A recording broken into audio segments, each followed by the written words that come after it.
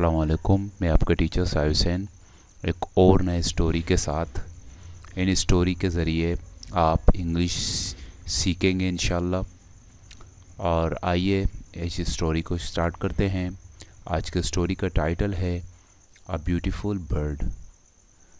इस स्टोरी को स्टार्ट करने से पहले जिस तरह मैं रोज़ाना करता हूँ उसी तरह मैं इसकी समरी पहले आप लोगों को बताऊँगा, क्योंकि जब मैं इसको ट्रांसलेट करूँगा उस वक्त आप मुमकिन है कि इसके यानी इसको समझ ना सकें इसको कि इस स्टोरी का मतलब क्या था। तो ये स्टोरी कुछ इस तरह है कि डॉक्टर नॉर्टन एक स्कॉलर होता है, एक आलिम होता है आयातियात का, यानी बायोलॉजी का, जो कि इंसानी जिस्म और जानवरों के जिस्म के बारे में वो पढ़ता है। यानी रोज़ाना की बुनियाद में वो उनके बारे में रिसर्च करता है और पढ़ता है। एक दिन वो किसी एक आदमी से मिलता है, किसी बाहर के मुल्क में किसी आदमी से मिलता है वो, और वो आदमी उससे कहता है, यानी डॉक्टर नॉर्टन से कहता है कि मैंने एक ऐसे परिंदे को देखा है जो कि बोलता है। तो डॉक्टर नॉर्टन अपने दोस्त के साथ दोस्त से इसका ज़िक्र करता है। तो इसका दोस्त यानी दोनों एक दूसरे के साथ इस सिलसिले में बात करते हैं, लेकिन दोनों एग्री नहीं होते एक दूसरे से, यानी एक दूसरे से इत्तेफाक नहीं रखते। तो वो उस आदमी को बुलाते हैं जो डॉक्टर नॉर्टन को बताता है कि यानी कि मैंने एक बोलने वाला परिंदा देखा है। तो इसी तरीके से वो दोनों उस आदमी को बुलाते हैं और उससे बातचीत करते हैं, लेकिन इसके बावजूद भी वो मुतमईन नहीं होते।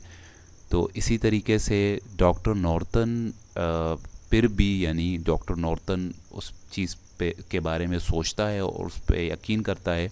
तो डॉक्टर नॉर्टन फिर दोबारा उसी आदमी के पास जाता है जिन्होंने डॉक्टर नॉर्टन को बताया ये होता है कि यानी कि एक परिंदा है जो कि बोलता है। तो उसके पास वो दोबारा जाता है। तो वो डॉक्टर नॉर्टन से कहता है कि एक आदमी है जिसका नाम जिया है, उसके पास आप जाओ, वो आपको लेकर जाएगा। तो इसी तरीके से डॉक्टर नॉर्टन वहाँ पे जाता है, उस आदमी से मिलता है। वो आदमी उसको लेकर जाता है, उससे कहता है कि भाई वो आतिशफशाई पहाड़ों के पास वो परिंदा आपको मिलेगा।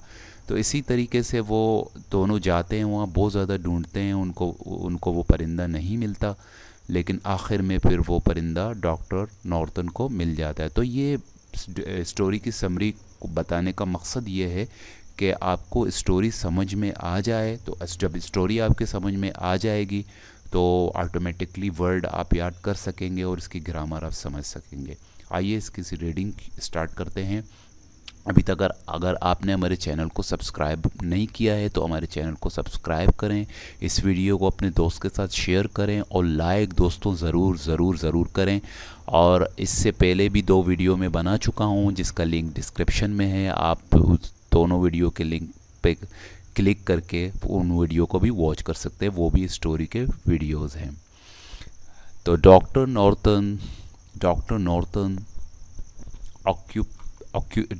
Norton occupation was scholar of biology.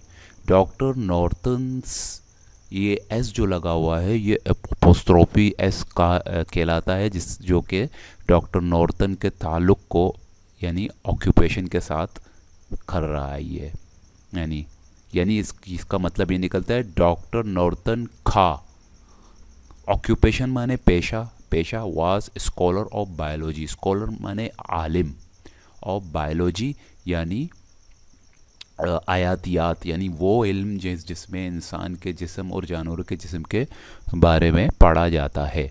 Doctor Norton's occupation was scholar of biology, यानी डॉक्टर नॉर्टन का जो डॉक्टर नॉर्टन वो एक आलिम था बायोलॉजी का, यानी आयातियात का।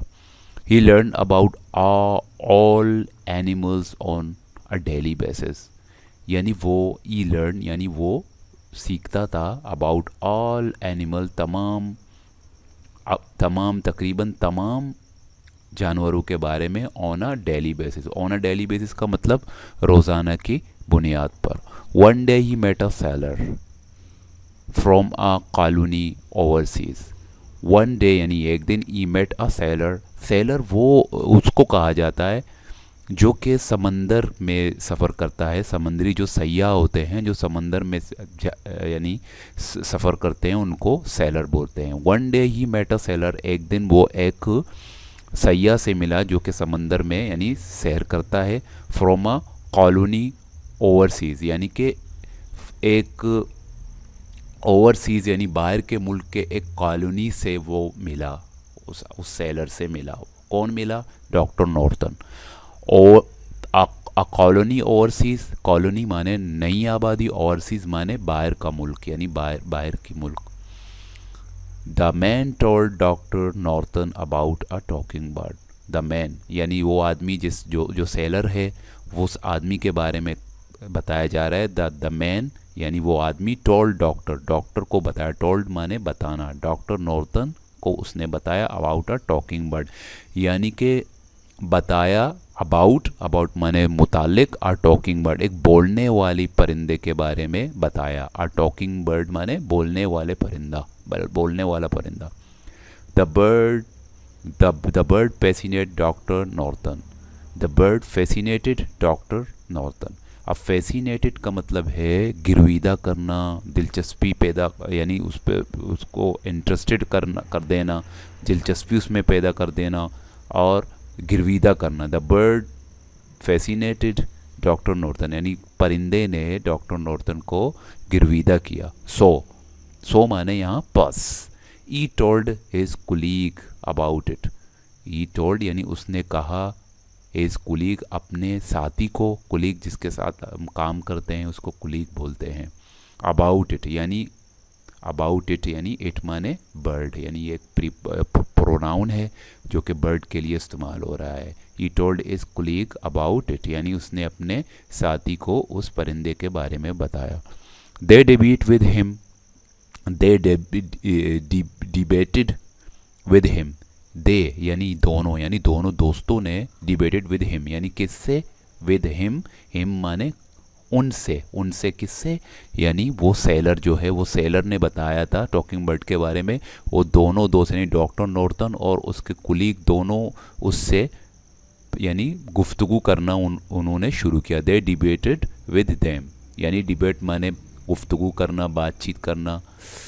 No one thought a bird could talk यानी कोई दोनों में से कोई भी राज़ी नहीं हुआ, या ना डॉक्टर नॉर्टन राज़ी हुआ और ना उसका कुलीग। नो वन यानी कोई भी नहीं, नो वन माने कोई नहीं। थॉट यानी थिंक का जो है वो पास्ट टेंस है, थॉट यानी सोचा। अ बर्ड कुड टॉक यानी किसी ने भी नहीं सोचा अ बर्ड कुड टॉक यानी वो बोल सकता था, परिंदा बोल सकता था। अब ये कुड जो है केन का पास्ट टेंस है क्योंकि ये जो पूरा स्टोरी है वो पास्ट में है। केन की जगह हम कुड का इस्तेमाल इसीलिए करें। बर्ड कुड टॉक यानी एक परिंदा बोल सकता था। ई ट्राई टू परसूट दैम, ई यानी ई अब कौन? सेलर, सेलर जो जिन्होंने डॉक्टर नॉर्टन को बताया। ई ट्राई टू परसूट दैम यानी उसने कोशिश की थी। टू परसूट यानी राज़ी करना, परसूट माने राज़ी करना, दैम यानी उन्होंने कोशिश की उनको राज़ी करने की। But they laughed at him कि यानी दोनों यानी डॉक्टर नॉर्टन और वो उसका दोस्त कुलीग यानी दोनों उस आदमी पर उस आदमी पर हंसे थे। Nevertheless, nevertheless के का मतलब है इसके बावजूद। Doctor Norton believe the bird was real, इसके बावजूद यानी डॉक्टर नॉर्टन ने फिर भी यकीन किया। नेवरदलेस का मतलब है इसके बावजूद।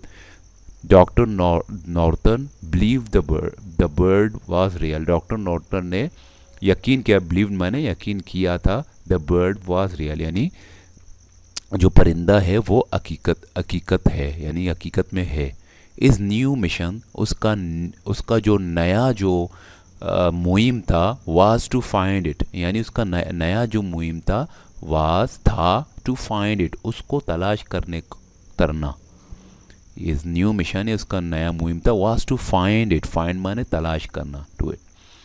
ही वांटेड फैक्चुअल प्रूफ, यानी कि वो एक हकीकी, फैक्चुअल प्रूफ माने वो, ही वांटेड, वांटेड माने चाहता था, फैक्चुअल प्रूफ यानी हकीकी, हकीकी जो सबूत है, प्रूफ माने सबूत, फैक्चुअल माने हकीकी और प्रूफ माने सबूत, वो हकीकी सबूत चाहता था। इसी वजह से वो उन्होंने इसका न्यू मिशन यही था। यानी the next day sorry the next day यानी अगले दिन, द नेक्स्ट डे मानी अगले दिन, ई डिपार्टेड फॉर द कॉलोनी, अगले दिन वो रवाना हुआ, डिपार्टेड माने रवाना हुआ, फॉर कॉलोनी यानी जिस कॉलोनी में वो सेलर रहता था, ये फिर दोबारा उस कॉलोनी के लिए रवाना हुआ था। The sailor he had met told him to look for a man name J. The sailor यानी जिससे जो ही हैड मेट यानी डॉक्टर नॉर्टन, द सेलर यानी वो सेलर, ही हैड मेट यानी डॉक्टर नॉर्टन यानी वो, हैड मेट माने मिल चुका था, टोल्ड हिम उसने बताया, किसने बताया, सेलर ने बताया। अब सेलर ने बताया, ये असल में एक इनडायरेक्ट का सेंटेंस है, इनडायरेक्ट का सेंटेंस है। The sailor he had met told him यानी द सेलर, वो सेलर वो था, he had met told him यानी उससे मिला, किससे मिला, डॉक्टर नॉर्टन से सेलर मेरा, टू टोल्ड हिम उसको बता चुका था, to look for a man name J यानी तलाश करो, टू लुक फॉर माने तलाश करो, अ मैन एक आदमी को, नेम्ड जिसका नाम था जे, यानी डॉक्टर नॉर्टन, सेलर ने डॉक्टर नॉर्टन को बताया कि उस आदमी को तलाश करो जिसका नाम था जे, नेम्ड जे मानी नाम था जे, who would who would be able to help him in his search यानी उसने कहा, who यानी वो आदमी यानी जे, would be able यानी इस काबिल होगा, टू हेल्प हिम मदद करने के लिए, इन इस सर्च यानी उसके सर्च में, यानी डॉक्टर नॉर्टन के सर्च में। तो यहाँ पे वुड बी एबल, क्योंकि ये पूरा पास्ट, ये पूरा सारा सेंटेंस इनडायरेक्ट का है, इनडायरेक्ट पास्ट का है, इसी वजह से हम विल बी एबल का इस्तेमाल नहीं करेंगे। अगर ये इनडायरेक्ट में अब अगर हम इस सेंटेंस को बनाते तो हम विल बी एबल का इस्तेमाल करते, लेकिन ये ये डायरेक्ट में हम बनाते तो विल बी का इस्तेमाल करते, क्योंकि इनडायरेक्ट में है तो इसी वजह से हम वुड बी एबल टू का इस्तेमाल यहाँ कर रहे हैं, तो पास्ट को ज़ाहिर करता है। After a month of selling, एक महीने के बाद यानी एक महीने समंदरी सफ़र करने के बाद, after a month of selling यानी सेलिंग माने समंदरी सफ़र, एक after a month of selling यानी एक महीना समंदरी सफ़र के बाद, doctor Norton finally search the colony यानी एक महीना सफ़र करने के बाद, बिल आखिर, फाइनली माने बिल आखिर,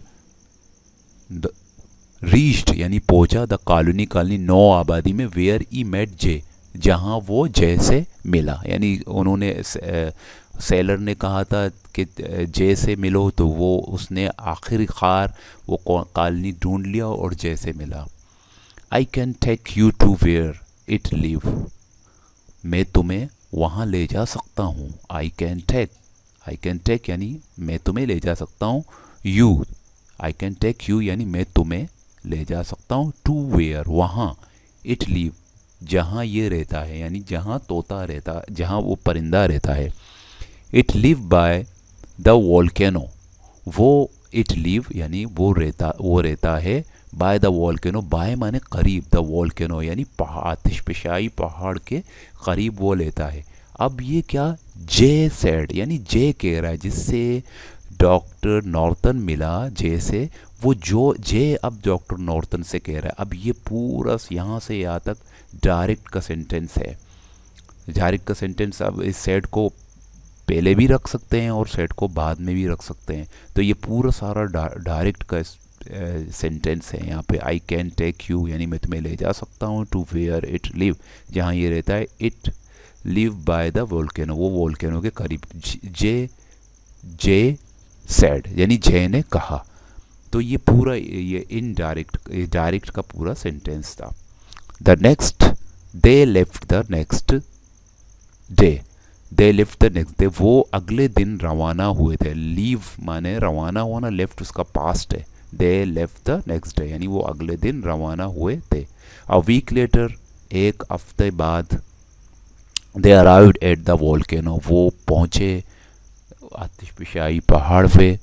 एवरी डे, रोज़ाना, दे वॉकड अराउंड मतलब इधर उधर यानी फिरे वो। And looked for the bird, और उन्होंने लुक फॉर माने तलाश करना, वो उन्होंने तलाश किया परिंदे को। But they could not find it, मगर वो उसको तलाश न कर सके। अब यहाँ कुड नॉट की जगह कैन नॉट, अगर ये प्रेजेंट में होता ये सारा स्टोरी, प्रेजेंट में भी होता है स्टोरी, तो हम यहाँ पे कैन नॉट का इस्तेमाल करते हैं। लेकिन यहाँ पे ये पास्ट में है, but could not find it यानी हम उस मगर वो उन्हें तलाश नहीं कर सके। आफ्टर अ मंथ, एक महीने बाद, आफ्टर अ मंथ, एक महीने बाद,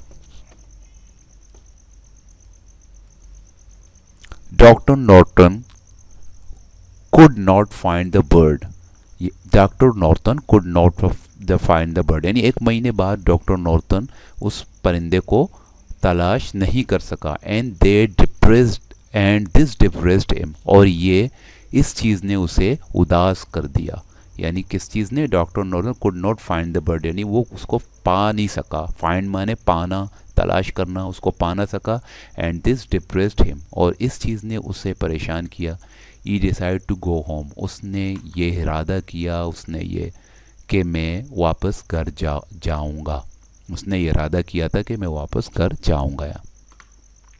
on the route back, on the route back यानी रूट माने रास्ते में, बैक यानी वापस रास्ते में। ऑन द रूट बैक का मतलब है, ये पूरा एक फ्रेज है ये, इसका मतलब है वापसी में, रास्ते में। On the route back, he walked past some old ruin, he walked past यानी वो चला।